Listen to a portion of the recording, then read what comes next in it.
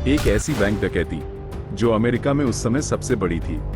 एक ऐसा लुटेरा जो सिर्फ पैसे ही नहीं, जिंदगी चुरा ले गया।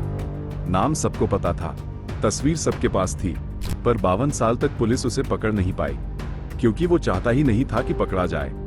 उसने कोई गलती नहीं की और जब करना चाहा तब खुद ही सब बता दिया। यह है दुनिया की सबसे शांत और सबसे चालाक बैंक रॉबरी की कहानी। जुलाई 1969 दुनिया की सबसे बड़ी खबर थी नील आर्मस्ट्रॉन्ग का चांद पर कदम रखना।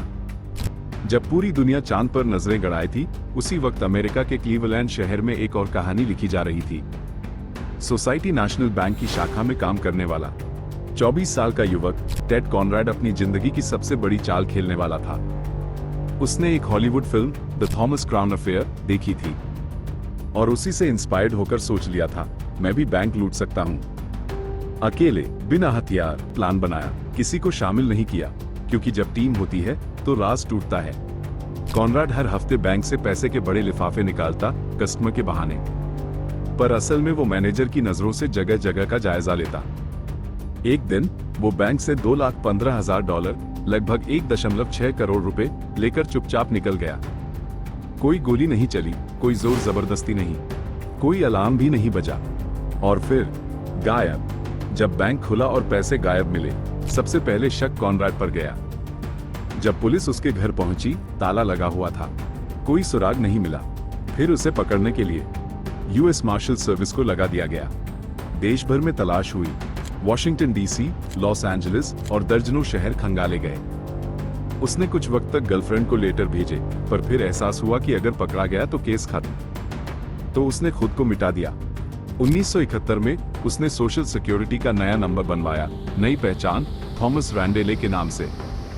धीरे धीरे उसने एक सीधी जिंदगी जीनी शुरू की, गोल्फ क्लब में नौकरी, कार डीलरशिप में काम, एक आम आदमी जैसा जीवन। शादी की, 2 बेटियां हुई, पर किसी को नहीं बताया कि असल में वो कौन है। ना बीवी को, ना बेटियों को, ना किसी दोस्त को। पैसे थे, पर उसने शानो शौकत से कभी नहीं जिया।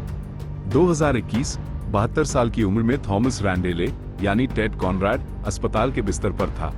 मौत पास थी और अब वो कुछ कहना चाहता था।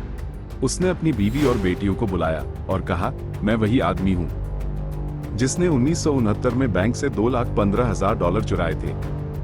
मैंने ये किसी को नहीं बताया, क्योंकि एक बार बता देता तो पुलिस मुझे पकड़ लेती, और ये कहने के बाद उसकी मौत हो गई। उसकी श्रद्धांजलि सभा के लिए एक तस्वीर अखबार में छपी और उसी पर यूएस मार्शल की नजर पड़ी। फोटो रिकॉर्ड से मिलाई गई, मैच हो गई। 52 साल बाद पुलिस को यह पता चला कि जिस आदमी को वो तलाश रहे थे, वो तो कई सालों से उनके सामने जी रहा था। फिर अमेरिका की पुलिस ने एक स्टेटमेंट जारी किया, हमने 1969 के बैंक रॉबरी केस को सुलझा लिया है। लेकिन लोग बोले, अगर वो खुद नहीं बताता तो शायद आज भी केस फाइल में ही रहता।